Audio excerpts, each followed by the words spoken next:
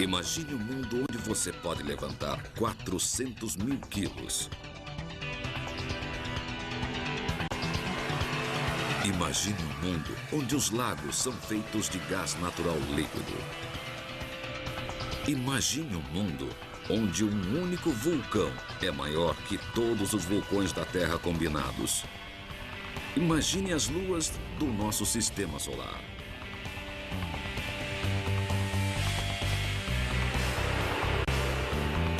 Antes pensávamos que os 9 planetas eram os destinos definitivos, mas quando chegamos a visitá-los, não pudemos deixar de ficar cativados pelo que estava próximo, as luas.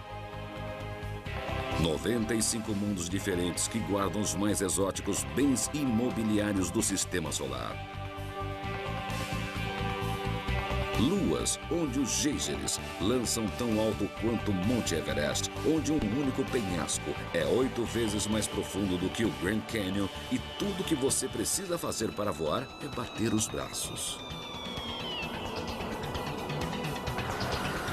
Luas onde você pode explorar a primeira água oceânica já encontrada fora do planeta Terra.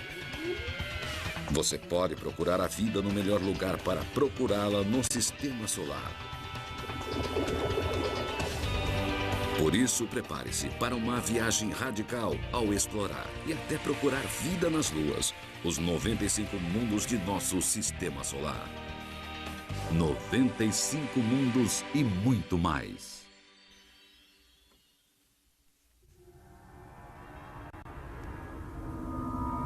Netuno. Uma bola de gás 60 vezes maior do que a Terra. Como os outros planetas gasosos gigantes, Netuno não tem superfície para se aterrissar. Se quisermos um lugar para explorar, vamos ter que olhar para as luas. Aqui, quase 5 bilhões de quilômetros longe da Terra, está a lua mais fria já registrada. Com quase 240 graus Celsius negativos, chega perto do zero absoluto, a temperatura onde todo movimento para. Se alguma lua pudesse ser uma bola de gelo, seria essa. Mas, no entanto, é um mundo cheio de movimento, dinâmico, ativo.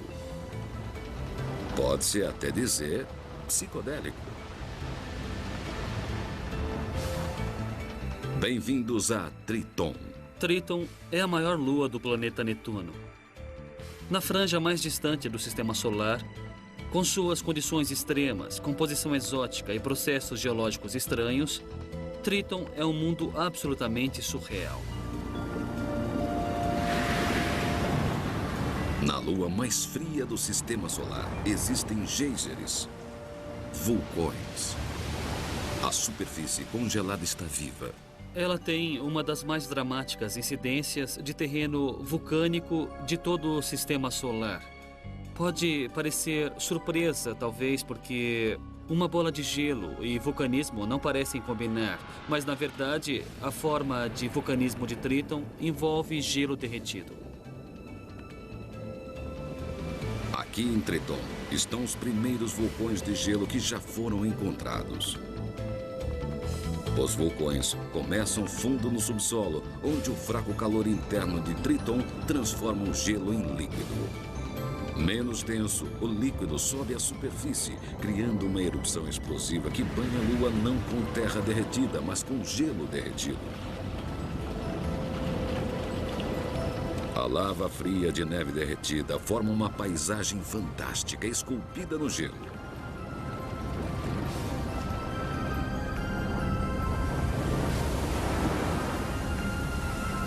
Mais surreal ainda do que os vulcões de gelo são os poderosos geysers de Triton. Na Terra, os geysers são feitos de água fervente. Em Triton, os geysers são feitos de nitrogênio fervente. Por mais estranho que pareça, o nitrogênio pode ferver a 195 graus abaixo de zero. Tão frio que tudo que conhecemos poderia quebrar como vidro e mesmo assim tão volátil que pode produzir os mais fortes geysers que o sistema solar já viu.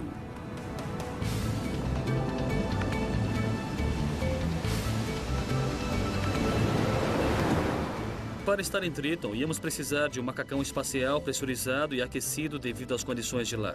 Se você fosse burro bastante para descer de sua nave em Triton sem um traje espacial, sua cabeça iria explodir em 3 segundos. E você ia congelar a 234 graus abaixo de zero. Seu corpo ficaria duro como ferro. Na superfície, sentiríamos um 12avos da gravidade da Terra, ficaríamos muito leves e muito flutuantes. Poderíamos pular 12 vezes mais alto do que estando na Terra. E para os corajosos de verdade, um novo esporte: mergulho no geyser. Seria interessante descer nos buracos, se você se atrevesse. Haveria todo tipo de reverberação com o gás supersônico espirrando para fora. Podíamos acabar numa piscina de nitrogênio líquido, fervendo intensamente. Quando o nitrogênio ferve, produz um vapor que se expande centenas até milhares de vezes em volume. Uma pressão interna é formada até que o geyser finalmente jorra. A força explosiva espirra 10 vezes mais rápido do que qualquer geyser na Terra.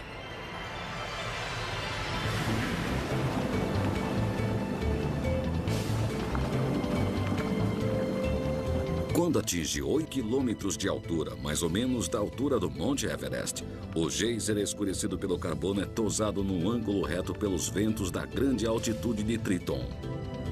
Um desavisado acharia que essa lua tem chaminés.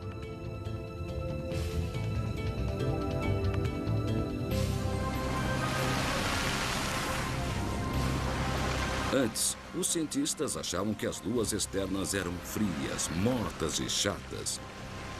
Agora, nós sabemos que mesmo a 5 bilhões de quilômetros do Sol, à sombra de Netuno, você pode ter um mundo de movimento impressionante. E se a Lua mais fria é tão ativa, imagine o que as outras luas podem oferecer.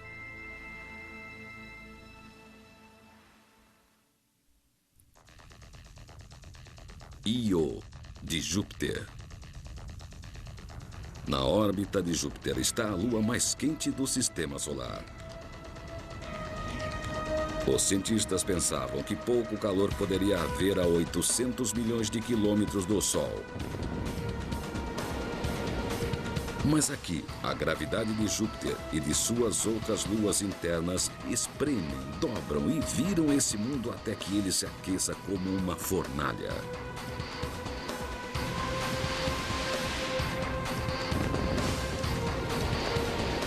Esse é um mundo de rocha derretida eruptiva, nuvens de gases venenosos. É um mundo tão quente que se derrete diante de seus olhos. Esta é Io, uma viagem ao inferno.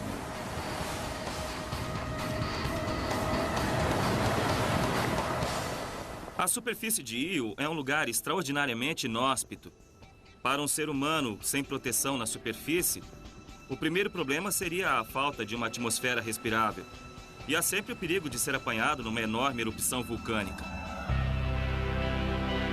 Vamos desbravar o inferno de Io para visitar 300 vulcões ativos. A atração número 1 de Io seria o velho fiel Prometeu, uma coluna de fumaça constante que manda uma torre de gás venenoso a 80 quilômetros de altura.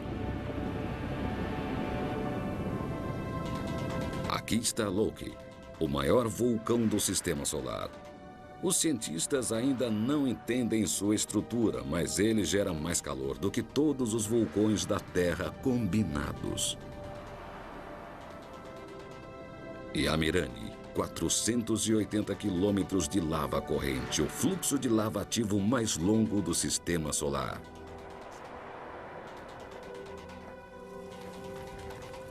Io produz 45 mil toneladas de lava por segundo, o bastante para cobrir todos os continentes da Terra em um ano. É lava quente, corrente e rápida. A lava de Io flui como azeite de oliva. E não dá para ser mais rápido que ela. Talvez você pudesse ser bem mais rápido que ela numa bicicleta se pedalasse bem rápido.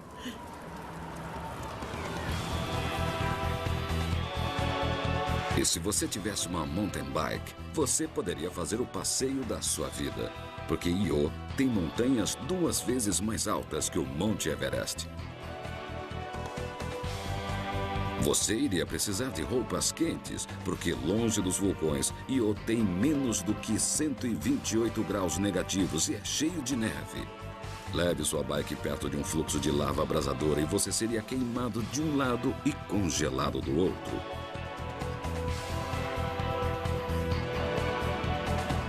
E onde a lava quente atinge a neve fria, você veria uma magnífica coluna de fumaça se lançando a 400 quilômetros na escuridão frígida do espaço.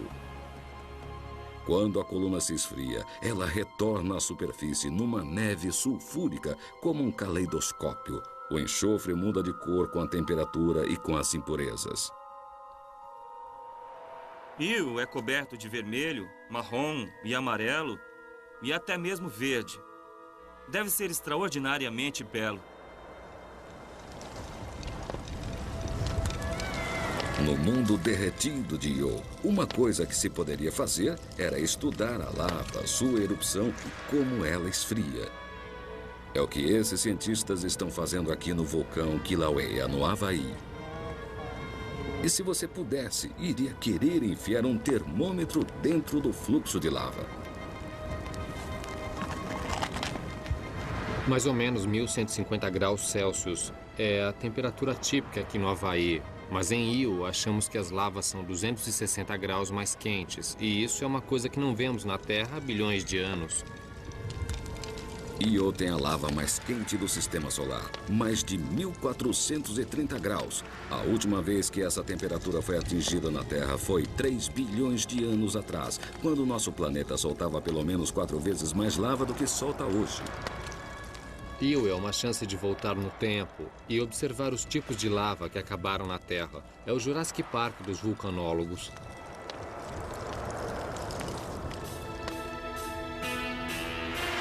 Vamos querer visitar Io, mas os riscos são imensos. Não são apenas os vulcões. Aqui, Júpiter dá um banho de radiação 4.000 vezes maior que uma dose letal.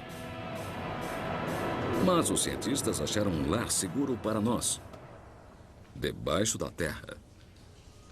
O maior obstáculo para uma colonização humana de sucesso em Io é o ambiente de alta radiação. Talvez o melhor a fazer seria achar um refúgio subterrâneo. Talvez numa coisa assim, um tubo de lava. Io pode estar cheio de tubos de lava, basicamente um velho encanamento de seus vulcões inativos, e a rocha acima funcionaria como um escudo anti-radiação, mantendo nossa exposição ao mínimo. Nós emergeríamos do tubo de lava para breves excursões e olharíamos para cima para ter mais uma surpresa, o maior show de luz do sistema solar. Se eu pudesse estar perto do fluxo de lava em Io e olhando para o céu, o que eu veria seriam gases vulcânicos brilhantes, muito parecidos com os das luzes do norte na Terra. Seria espetacular. As auroras são criadas quando o gás de dióxido de enxofre ejetado pelos vulcões atinge as partículas carregadas emitidas por Júpiter. O gás acerta a eletricidade, formando uma luz neon gigante.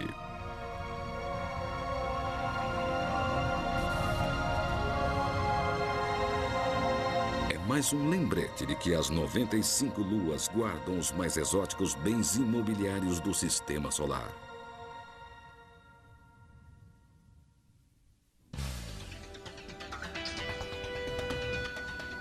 As 95 luas dão um novo sentido ao termo esportes radicais. Descendo a 3 metros. Pode-se dizer que o pioneiro foi Alan Shepard, que em 1971 aterrissou na maior das bancas de areia.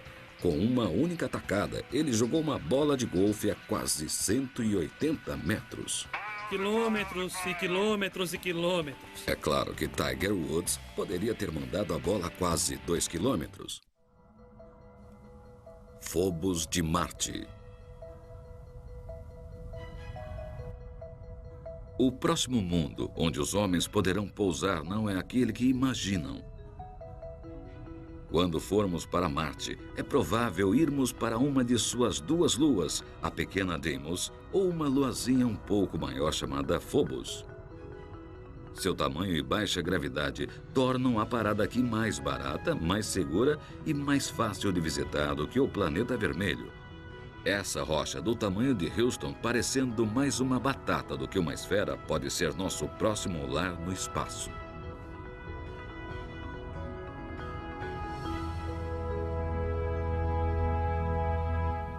Phobos é uma das menores luas, um verdadeiro peso leve. A gravidade da superfície é menos de 1 milésimo do que na Terra. Um ser humano estando em Phobos pesaria tanto quanto um camundongo pesa na Terra. Pesando apenas alguns gramas, nós não caminharíamos na superfície, flutuaríamos. Mas você precisa ter cuidado. Há uma camada de pó fino de 1 metro de espessura. Se der um chute por engano, não vai ver mais nada. Phobos é um lugar muito sujo.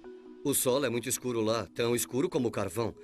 Esse solo é criado pelos meteoritos que bombardearam Phobos durante anos e fragmentam as rochas da superfície nesse tipo de solo de pó e rocha. Se não tivermos cuidado ao chegarmos lá, podemos mexer com essa coisa e fazer uma bagunça danada.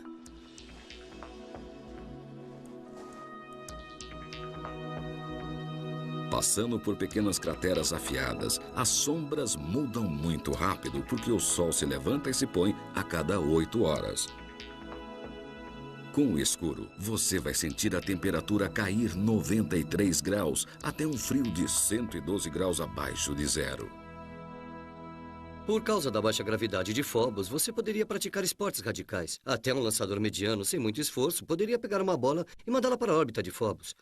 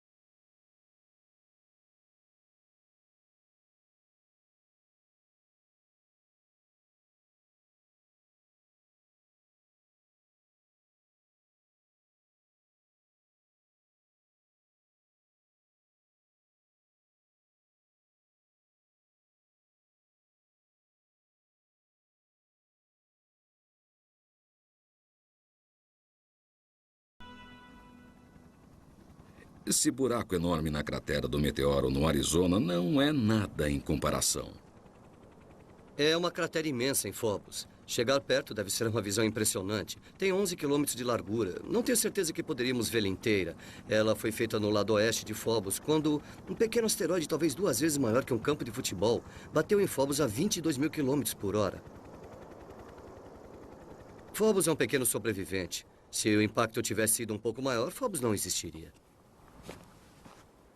Se o impacto tivesse sido um pouco maior, teria arrasado a Lua. Em vez disso, a colisão começou uma tremenda onda de choque que mexeu com o interior dela como um liquidificador. Uma onda de choque atingiu a pequena Lua por mais ou menos 10 segundos, pulverizando o interior dela. Então mesmo Phobos, tendo sido um sólido pedaço de rocha antes do impacto, foi completamente pulverizado depois e criou muito espaço vazio, com fendas e blocos dentro de Phobos. E hoje eles devem se manifestar como pequenas cavernas dentro de Phobos. Cheio de cavernas, Phobos oferece mais um esporte radical, spelunking. Essas cavernas serão lares naturais, protegendo os visitantes das tempestades de meteoros e dos raios cósmicos mortais. Emergindo de nosso lar, olhamos para cima e vemos Marte preenchendo o céu a meros 6.500 quilômetros de distância, não mais que a distância entre Nova York e Londres. Você pode pensar em Phobos como uma estação espacial na órbita de Marte. Você pode fazer viagens rápidas ao planeta vermelho, mas retornar à segurança de um lar protegido das tempestades de pó marcianas.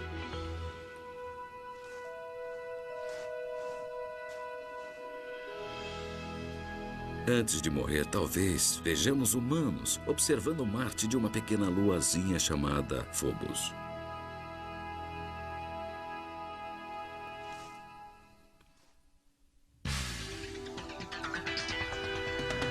Existe uma coisa que todas as luas têm em comum: crateras.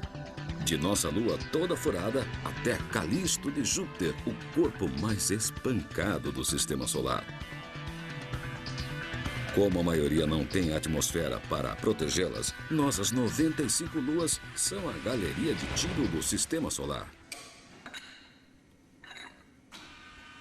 Aqui neste laboratório, eles estão recriando crateras com esse canhão gigante de 6 metros. Essa é a única arma assim no mundo. É uma das armas mais rápidas do Oeste. Essa arma pode atirar 20 vezes a velocidade do som, quase 6 km por segundo, se é possível imaginar isso. Nós vamos atirar esse pequeno projétil aqui, e ele faz um estrago e tanto. Quando essa coisa bate, não sobra nada. É isso que estamos tentando simular, fingindo que é um mini asteroide que vai colidir com a Lua.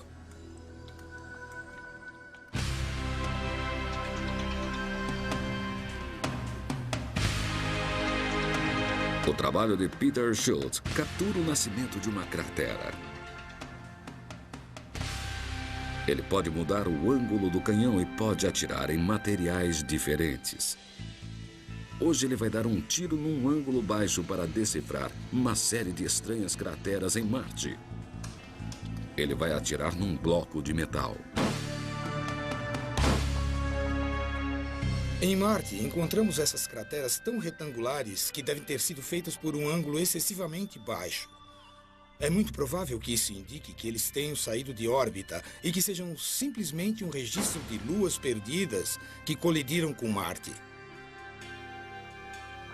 Schultz acha que essas crateras de ângulos baixos são basicamente marcas de derrapagem criados pela morte de cerca de 200 luas que saíram da órbita de Marte. Marte é um destruidor de luas. É melhor ir logo para Phobos porque ele está condenado. Nos próximos 40 milhões de anos, essa pequena luazinha vai se juntar às outras 200 e vai bater na superfície.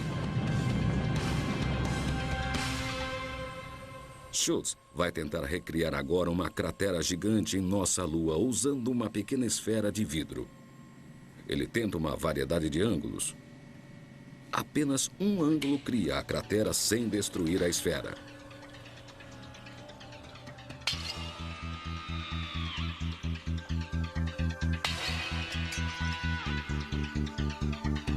Essa fratura é incrivelmente similar a Aiken, a maior cratera de impacto do sistema solar. Tão grande que cobre 15% da superfície da Lua. Se o ângulo tivesse apenas alguns graus de diferença, nossa Lua teria sido exterminada. Todas as luas são sobreviventes de sorte de um último grande impacto. Quando você olha para cada uma das luas, você vê grandes bacias de impacto que ocorrem nelas. Se elas fossem um pouco maiores ou tivessem recebido um impacto mais direto, elas teriam explodido em pedacinhos.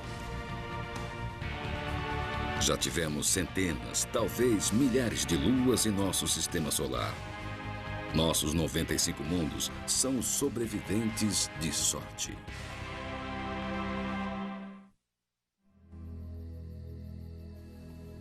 A Lua da Terra. Colombo levou quase 3 meses para chegar ao Novo Mundo. A viagem de 400 mil quilômetros para nossa Lua só levou 3 dias.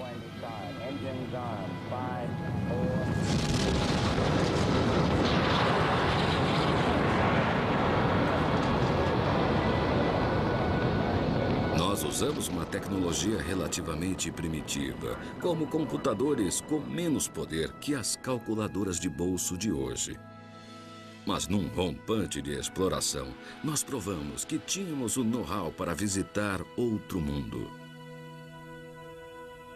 O astronauta da Apollo 17, Gene Cernan. Você vai descendo e de repente chega perto e sua nave começa a fazer aquela poeira toda.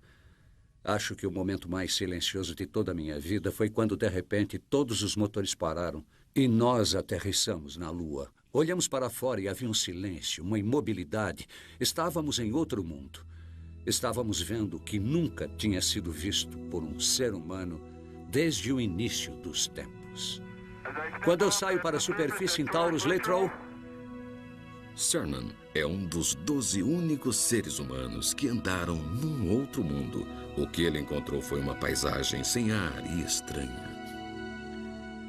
Dar-se conta de que você está na luz do sol, cercado do preto mais preto que o homem pode conceber na mente, e tem a Terra no meio dessa escuridão toda. Isso é um paradoxo em relação à Terra, cercada pela luz do sol e pela escuridão. Eu vou te contar. Os astronautas lutam com a gravidade reduzida a 1/6. Isso não está funcionando muito bem. Esse é o que se chama de cair no trabalho. Agora eu consegui. Jack Smith está tendo problemas. Que droga. Até que descobrem um novo jeito de dar a volta. Nosso computador diz que para ir de um ponto ao outro não faz sentido andar.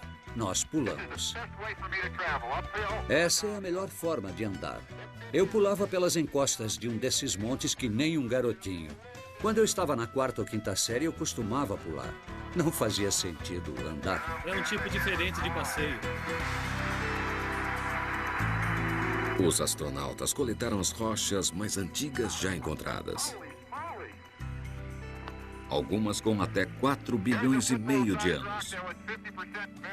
Elas são estranhamente muito secas, como se você pegasse uma rocha da Terra e assasse até que a água evaporasse. Na segurança de um módulo lunar, Cernan examina essas rochas assadas com todos os seus sentidos. Uma das coisas que me chamaram a atenção foi que elas tinham um cheiro de pólvora queimada, como quando você atira com um rifle ou uma arma muito familiar.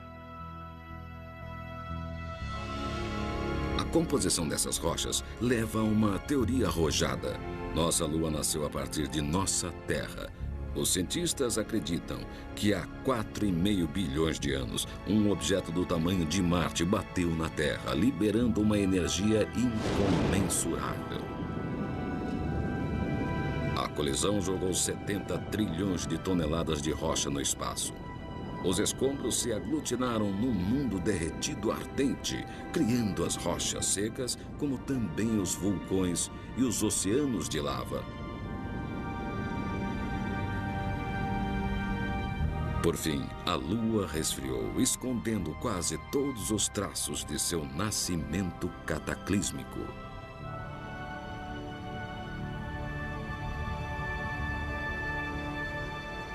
Oh, ei! Nesse mundo cinza poderoso, Cernan ajuda a descobrir um pouco de cor, solo laranja. Eu mexi nele com meus pés. É, sim. Eu estou vendo daqui. É laranja. Fantástico! Cernan é transportado para o passado porque o solo é formado de glóbulos vulcânicos laranja de quase 4 bilhões de anos, o que restou de uma antiga fonte de fogo vulcânico. São uma lembrança de que esse mundo aparentemente morto teve um nascimento ardente. Em 14 de dezembro de 1972, Gene Cernan deixou a Lua. Foi o último homem a visitar um outro mundo. O desafio americano de hoje ajuda a forjar o destino do amanhã. A viagem dele é a prova de que temos a tecnologia e a coragem para visitar as luas. E se pudermos chegar à nossa Lua usando uma tecnologia de 30 anos atrás, imaginem aonde poderemos ir a seguir.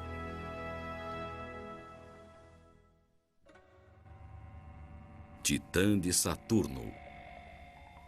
Saturno Uma bola gigante de gás 800 vezes maior do que a Terra, envolvido por seus anéis majestosos. Os anéis são provavelmente um cemitério de luas. Milhões de fragmentos, os restos de luas destruídas e fragmentadas. E 1.100.000 quilômetros além dos anéis está a maior lua de Saturno, Titã. Titã é encoberto por quilômetros de nevoeiro, uma atmosfera esfumaçada infinitamente pior do que um dia ruim em Los Angeles.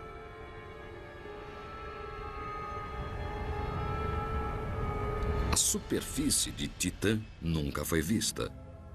Mas estudos infravermelhos indicam que quando entramos na atmosfera, encontramos um mundo estranhamente familiar.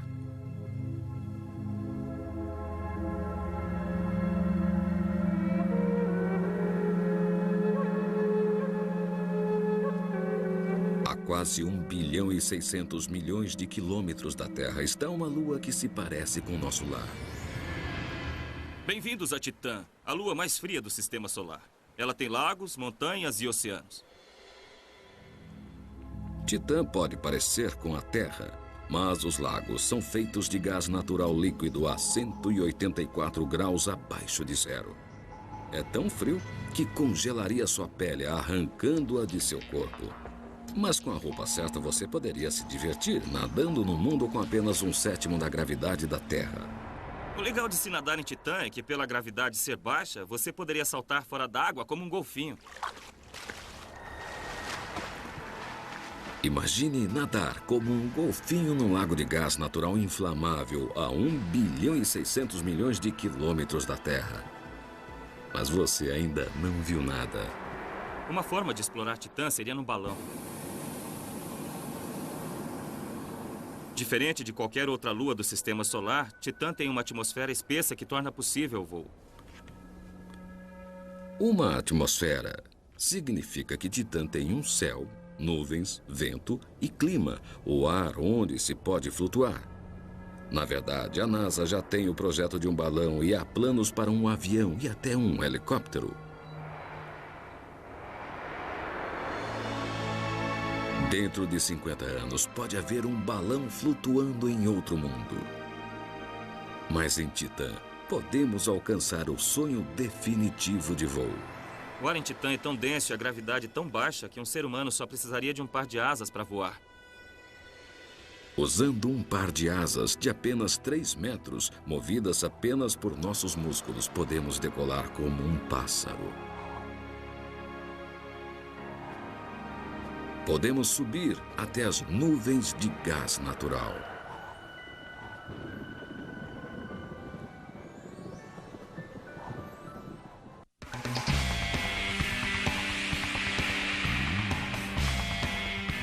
Para explorar as 95 luas de nosso sistema solar, são necessárias roupas apropriadas.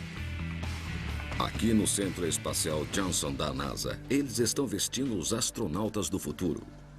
Esta roupa espacial se chama Mark III. É muito possível que vocês vejam uma coisa assim na superfície da Lua ou de outros mundos um dia.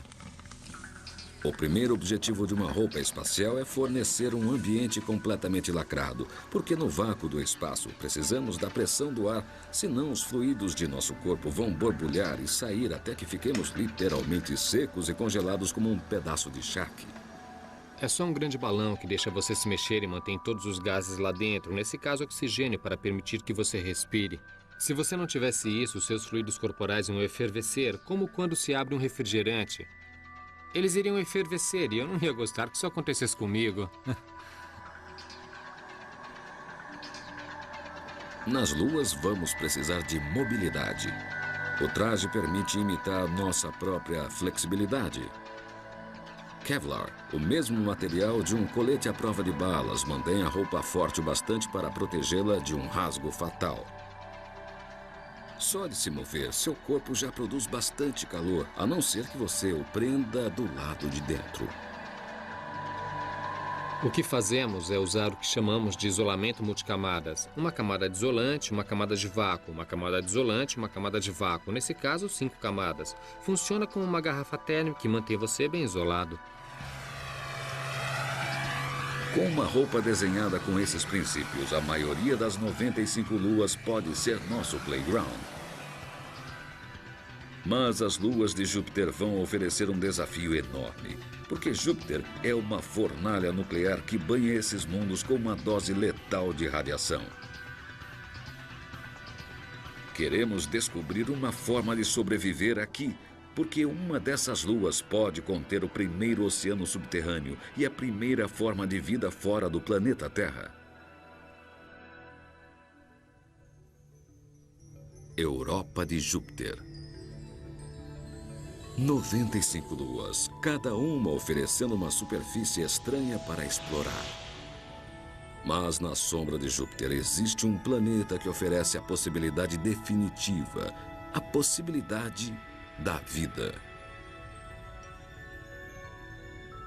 Essa lua é um pequeno e gelado posto avançado chamado Europa. Nosso Sol, 800 milhões de quilômetros distante, oferece pouco mais calor que um fósforo distante. Europa é fria e desolada, além da imaginação. Na superfície, seria o último lugar no sistema solar para se procurar a vida. Mas quebrando o gelo, talvez possa existir o primeiro oceano já encontrado fora do planeta Terra. O primeiro novo oceano, desde que Balboa descobriu o Pacífico em 1513. Acho que a maior surpresa seria que uma lua pudesse conter um oceano. Um oceano de verdade que poderia ser um ambiente adequado à biologia. E isso é de virar a cabeça. Se tivesse que apostar em um ou outro, eu diria que é mais provável que haja vida em Europa do que em Marte. Acho que pisar em Europa seria uma das experiências mais marcantes da minha vida. Um lugar onde, debaixo dos seus pés, poderia existir vida. Será um desafio visitar a Europa. Aqui, Júpiter manda uma cruel chuva de radiação que cozinha a vida como micro-ondas. E as temperaturas são de 156 graus abaixo de zero. Para explorar a Europa, vamos precisar de um tipo de tanque. Esse veículo especial para explorar a Europa vai ter que ser revestido de chumbo para me proteger da radiação. Vou precisar de uma atmosfera regulada, muito oxigênio para respirar, um removedor de gás carbônico para o que eu expirar e vou precisar de um bom suprimento de combustível para me manter aquecida e para poder explorar esse lugar incrível. As estradas de Europa são esburacadas. Existem fendas de gelo de 100 metros que formam uma parede alta. E embaixo, rochas de gelo bloqueiam o caminho. Podem não perceber, mas vocês estão rodando em cima de um oceano. Rodando num oceano congelado através de um labirinto de gelo amontoado tão duro quanto o concreto. É melhor dirigir com cuidado porque fendas profundas e perigosas podem se abrir debaixo de seu veículo. Algumas fendas em Europa se estendem por 1.600 quilômetros pela superfície. Na verdade, algumas delas iriam de Los Angeles a Nova York. E elas se propagam a 5 quilômetros por hora, mais ou menos na mesma velocidade que uma pessoa anda. Europa é cheia de fendas tão profundas quanto o edifício Empire State. Andando por elas, você pode olhar e ver o oceano vindo de baixo. Em Europa, Júpiter exerce forças de maré que distorcem todo o corpo. Então a Lua toda é esticada. E quando isso acontece, a superfície fica estressada, fria, e as fendas começam. Então você pode ter uma fenda assim em Europa, e ela vai fechar e abrir todos os dias, dia após dia. O empuxo de Júpiter está esticando e espremendo o interior desta lua, criando calor bastante para derreter o gelo subterrâneo. O gelo derretido forma um oceano subterrâneo e água morna sobe para a superfície. Em Europa, você pode visitar não só o primeiro oceano, Mas isso, os primeiros icebergs a serem encontrados fora do planeta Terra.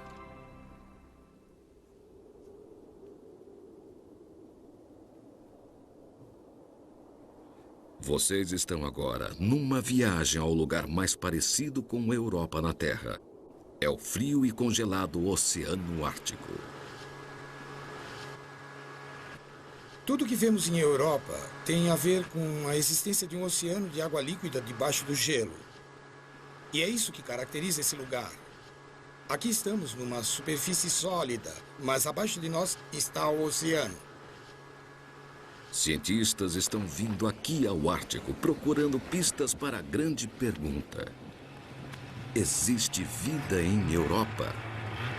Porque se pudermos encontrar vida nesse ambiente radical, então podemos encontrar vida em outro mundo. Esse Oceano Ártico congelado representa um ambiente extremamente radical que nos permite explorar e testar os limites da vida neste planeta, que, portanto, nos permite pensar nos limites da vida em outro lugar, ou se é possível existir vida fora daqui.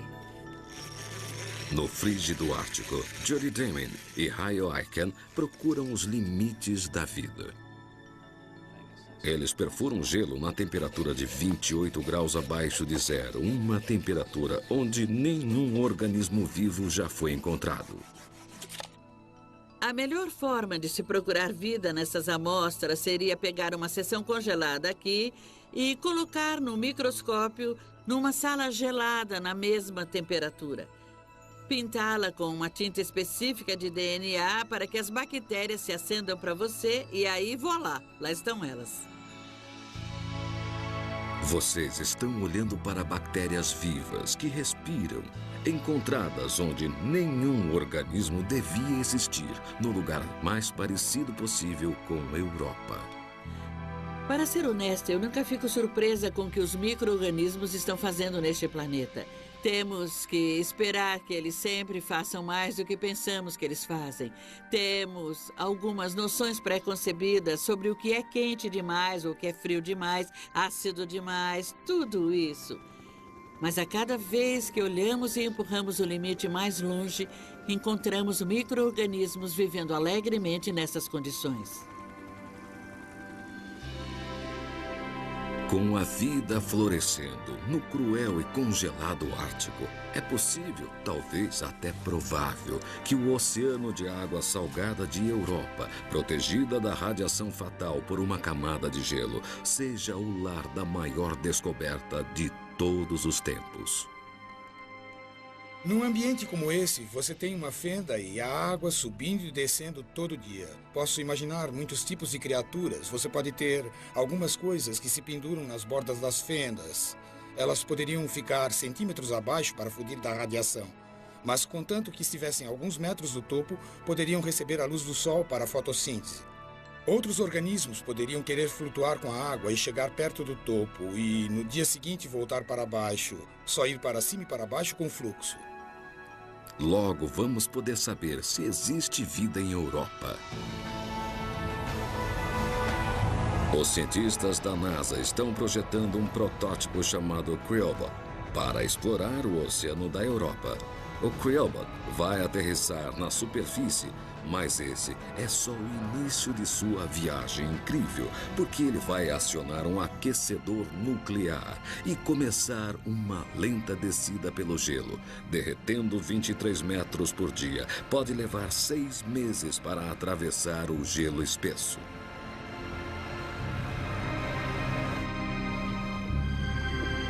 Como uma cena dos filmes de James Bond, o Creelbot vai se abrir e um submarino equipado com uma câmera de controle remoto vai submergir num oceano maior do que todos os nossos oceanos juntos. O Creelbot não é ficção científica, é um projeto de pesquisa atual da NASA e dentro de 50 anos poderemos estar pilotando um submarino e procurando vida em outro mundo. Quando falo com os meus amigos sobre procurar vida em outro planeta, eles sempre imaginam Klingons ou algo assim. Eu ficaria muito satisfeito com micro-organismos. Isso, para mim, seria uma das descobertas mais profundas que já fizemos. É uma sopa orgânica que está cozinhando há 4,5 bilhões de anos. Essa mesma sopa na Terra cozinhou menos de 1 bilhão de anos e nos deu a vida. Se eu tivesse que apostar, diria que há uma chance de haver alguma coisa interessante acontecendo na Europa.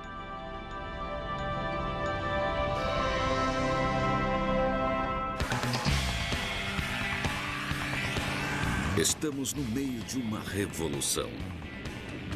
Consideradas antes como mortas e chatas, sabe-se agora que as luas oferecem os mais exóticos bens imobiliários do sistema solar. Hoje, são as luas que nos atraem. Somente no último ano, os cientistas encontraram pelo menos 20 novas luas, um dos maiores períodos de descobertas de todos os tempos. E há provas de que pelo menos mais 2 luas de Júpiter têm oceanos e com isso uma esperança de vida. Aonde nós vamos a seguir? Temos pelo menos 95 mundos diferentes para escolher.